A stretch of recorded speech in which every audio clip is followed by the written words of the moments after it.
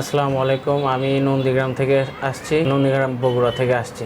আচ্ছা, তো ওইখান থেকে আমি আপনার চ্যানেলে দেখলাম, আপনাকে দেখার পর আমি ওইখান থেকে মাধ্যমে চলে আসছি আপনার এখানে খেদমা হোমিও হলে। কতদিন আগে আসছিলেন? এটা আপনার 3 বছর আগে। 3 বছর আগে। আচ্ছা। হ্যাঁ, টনসিল এবং টিউমার ছিল ঘাড়ে অনেক, সেগুলো নিয়ে অনেক জটিল রোগের ইয়েতেই কতদিন আসছিলাম। থেকে এই সমস্যা নিয়ে ভুগছিলেন? এটা আপনার প্রায় 1.5 বছরের মতো। 1.5 বছরের মতো। হ্যাঁ, অনেক ডাক্তার দেখাইছি, কোনো কাজ হয় নাই। পরে আপনার এখানে এসে আপনার ওষুধ সেবন করার পরে ইনশাল্লাহ 1 মাস খাওয়ার পর সব কিছু একবারে ওকে হয়ে গেছে। একবারের ওষুধ নিয়েছিলেন? একবার ওষুধ নিয়েছিলাম। কোনো কাজ কাম করা যায় না, করলে একে আফিকে সোজাও করা যায় না, ডাবাও যায় না। প্রস্রাব কেমন হয়? প্রস্রাব অল্পই হয়, কিন্তু ঘন ঘন হয়, ঘন ঘন না। জ্বালা পোড়া হয়? জ্বালা পড়া খুব বেশি তাও লয়, সামান্য কিটকিট করে আনা যা খায়। এই যে বাস্তব প্রমাণ হচ্ছে, পাশে একজন আছে, ওনার জামাই। কেমন জামাই হয়? নিজের জামাই। তো জামাই নিয়ে আসছে, তো একজন সুস্থ হলে একজনের মাধ্যমে আরও 2-4-10টা রুগী চলে আসে, এটাই স্বাভাবিক। তো এভাবেই করেই মূলত খিদমা হোমিও হল আপনাদের ভালোবাসায়, খিদমা হোমিও হল রুগীদের ভালোবাসায়, রুগীদের বিশ্বাস অর্জন করে আজকে এত দূর এসেছে। সালামু আলাইকুম প্রিয় দর্শক, সবাই কেমন আছেন? আশা করি সবাই অনেক ভালো আছেন। আজকেও হাজির হয়ে গেলাম আরও একটি নতুন ভিডিওতে, নতুন বিষয় নিয়ে। আজকে হোমিওপ্যাথিক একটি ম্যাজিক শেয়ার করব। হোমিওপ্যাথিতে যে জটিল এবং কঠিন রোগগুলো সঠিক মেডিসিন সিলেকশানে এবং ভালো মানের মেডিসিন দিয়ে চিকিৎসা দিলে ক্রনিক ডিজিজগুলো, জটিল রোগগুলো ম্যাজিকের মতো কাজ করে ভালো হয়ে যায়, সে বিষয় নিয়ে আজকে রোগীর কাছে শুনবো সরাসরি। বন্ধুরা, এই মুহূর্তে আছি জেলা নওগাঁ, আমাদের যে পুরাতন চেম্বার, জেলা নওগাঁতে রুগী দেখছি। তো সরাসরি চলে যাব রোগীর কাছে। আপনি কি সমস্যা হয়েছিল, কতদিন মেডিসিন খেয়েছিলেন, কোথায় থেকে এসেছেন, এখন কেমন আছেন বলেন। আসসালামু আলাইকুম। আমি নন্দীগ্রাম থেকে আসছি, বিগত নন্দীগ্রাম বগুড়া? নন্দীগ্রাম বগুড়া থেকে আসছি। আচ্ছা। তো ওইখান থেকে আমি আপনার চ্যানেলে দেখলাম, আপনাকে দেখার পর আমি ওইখান থেকে মাধ্যমে চলে আসছি আপনার এখানে খেদমা হোমিও হলে।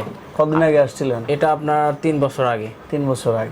হ্যাঁ, টনসিল এবং টিউমার ছিল ঘাড়ে অনেক, সেগুলো নিয়ে অনেক জটিল রোগের ইয়েতেই কতদিন আসছিলাম। থেকে এই সমস্যা নিয়ে ভুগছিলেন? এটা আপনার প্রায় 1.5 বছরের মতো। 1.5 বছরের মতো। হ্যাঁ, অনেক ডাক্তার দেখাইছি, কোনো কাজ হয় নাই।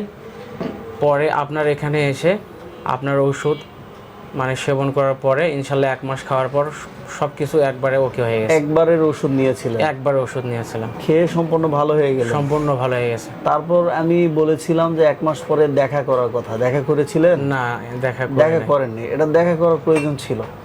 দেখা করলে কি হয় যে পরবর্তীতে এই রোগ যেন না দেখা দেয়, মেডিসিন যদি প্রয়োজন না হয় মেডিসিন না দেওয়া হবে, কিন্তু অ্যাটলিস্ট পরামর্শ দেওয়া যাবে যে কিভাবে চলবেন। হ্যাঁ, তো এই জন্য 1 মাস পরে যে কোনো রোগীকেই যখন আমরা কোনো মেডিসিন দিই কোনো রোগের কারণে, তখন বলে দিই যে 15 দিন পরে বা 1 মাস পরে দেখা করার কথা বা যোগাযোগ করার কথা। আসতে না পারলে অন্তত ফোনে যোগাযোগ করবেন যে আলহামদুলিল্লাহ এখন তো ভালো লাগছে, ভালো বোধ করছি, তো এখন আমার নেক্সট করণীয় কি। হ্যাঁ, যদি আরেক ডোজ ওষুধ খাওয়াই দিতে হয়, হয়তো 7 দিনের একটা কোর্স দিলাম, পরবর্তীতে রোগটা যেন ফেরত না আসে। হ্যাঁ, হোমিওপ্যাথি চিকিৎসার নিয়ম হচ্ছে রোগ পরিপূর্ণ সুস্থ হওয়ার পরেও 1 ডোজ ওষুধ রোগীকে দেওয়া হয়, এই কারণে যাতে করে এই ক্রনিক রোগটা, এই জটিল রোগটা আর ফিরে না আসে। হ্যাঁ, কিন্তু রুগীরা, ম্যাক্সিমাম রুগীরা যে অবহেলা করে, যে রুগীরা সুস্থ যখন হয়ে যায়, যে আরাম বোধ করে, তখন আর ডাক্তারের কাছে আসে না। এই যে আজকে আপনি আসলেন 3 বছর পরে। 3 বছর পরে না? আমি তো আপনার চেহারা মনে করতে পারতেছি না ওইভাবে করে। তো এই যে 3 বছর পরে আসলেন, আজকে কি বিষয়, কেন এসেছেন বলেন। আজকে আসছি আমার শ্বশুরকে নিয়ে, যে কিডনিতে পাথর হয়েছে। আচ্ছা, সে তার জন্য আসছে আর কি। ওকে, তো এই যে আপনি আপনার টিউমার হয়েছিল এবং টনসিলের সমস্যা ছিল, টনসিলাইটিস হয়েছিল। তো এই রোগ থেকে বিনা অপারেশনে হোমিওপ্যাথিক চিকিৎসা নিয়ে যে আপনি সুস্থ হলেন, এতে করে আপনার অনুভূতি কি বলেন। অনুভূতি আলহামদুলিল্লাহ, যে এলোপ্যাথির দ্বারাতে আমার কোনো কিছুই হয়নি। অনেক ডাক্তার দেখানো হয়েছে, কোনো ফল আসে নাই। আচ্ছা, এখানে এসে হোমিওপ্যাথিক খাওয়ার পরে সব কিছু নিরাময় হয়ে গেছে আলহামদুলিল্লাহ। আপনি খুশি তো নাকি? জি আলহামদুলিল্লাহ। তো যারা, যে রুগীরা টনসিলাইটিস সমস্যা বা এই সমস্ত টিউমার ব্রেস্টে টিউমার, অনেক মহিলাদের ব্রেস্টে টিউমার হয়, জরায়ুতে টিউমার হয়, শরীরের বিভিন্ন জায়গায় টিউমার হয়। এই প্রবলেম যাদের দেখা দেয় তাদের উদ্দেশ্য করে আপনি কি বলবেন, যে তারা কি অপারেশন করবে নাকি ধৈর্য ধরে হোমিওপ্যাথি চিকিৎসা গ্রহণ করবে? আমি বলতে চাই যে এখানে এসে আপনার কাছে এসে পরামর্শ নিয়ে আপনার ওষুধ সেবন করে দেখবে, তারপরে যদি না ভালো হয় বা শুধু আমার কাছে আসতে হবে এমন নয়, হোমিওপ্যাথিক চিকিৎসায় যে ভালো হয় হ্যাঁ, এটা প্রমাণ তো আপনি নিজেই নাকি? হ্যাঁ, আমি নিজেই। তাতে করে আপনি কি পরামর্শ দিবেন, হোমিও চিকিৎসা নেওয়ার জন্য নাকি অপারেশন করার জন্য? না, হোমিওপ্যাথি কি আমার কাছে এটাই বেস্ট। যেহেতু আপনি নিজে সুস্থ হয়েছেন, এর হোমিওপ্যাথি যে সুফল, হোমিওপ্যাথি যে ম্যাজিকের মতো কাজ করে, দ্রুত যে হোমিওপ্যাথি চিকিৎসায় বিনা অপারেশনে ভালো হওয়া যায়, এটা তো আপনি নিজে বুঝতে পারছেন। জি, এটা বুঝতে পারছি। ওকে, তো আপনার শ্বশুর হ্যাঁ, কোথা থেকে এসেছেন, কি কি সমস্যা হচ্ছে বলেন? নুনগ্রাম থেকে স্যার। নন্দীগ্রাম থেকে, বগুড়া নন্দীগ্রাম।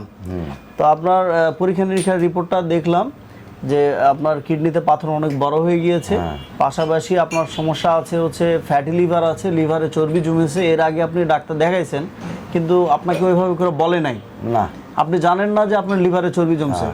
বন্ধুরা, ইতিপূর্বে ওনার অনেক পরীক্ষা নিরীক্ষা করা হয়েছে, আলট্রাসোনোগ্রাফি করা হয়েছে, ইউজি অফ হোল অ্যাবডোমেন, পাশাপাশি ওনার আরও বেশ কিছু পরীক্ষা নিরীক্ষা করা হয়েছে, ইউরিন টেস্ট করা হয়েছে, আর অনেকগুলো টেস্ট করা হয়েছে। তো পরীক্ষার মধ্যে যেটা দেখলাম, আলট্রাসোনোগ্রাফি রিপোর্টের মধ্যে যেটা দেখলাম যে ওনার হাইড্রোনেফ্রোসিস, অর্থাৎ ওনার কিডনিতে ইনফেকশন হয়ে গিয়েছে, পেশাব জমে গিয়েছে, ওখানে খারাপ তরল পানীয় জমে গিয়েছে, ইনফেকশন হয়েছে, এবং কিডনিতে পাথর হয়েছে, পাথরটা অনেক বড় হয়েছে।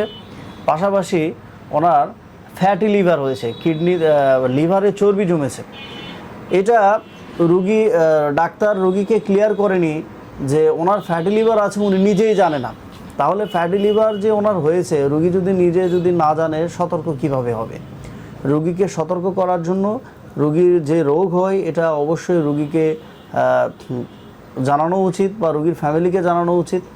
উনি কি খাবে কি খাবে না, আজকে ওনার রিপোর্ট দেখে নতুন করে আর রিপোর্ট করালাম না, কেননা আমরা রুগীদেরকে হয়রানি করাই না। মাত্র 1-1.5 মাস আগে টেস্ট করানো হয়েছে, তাই না?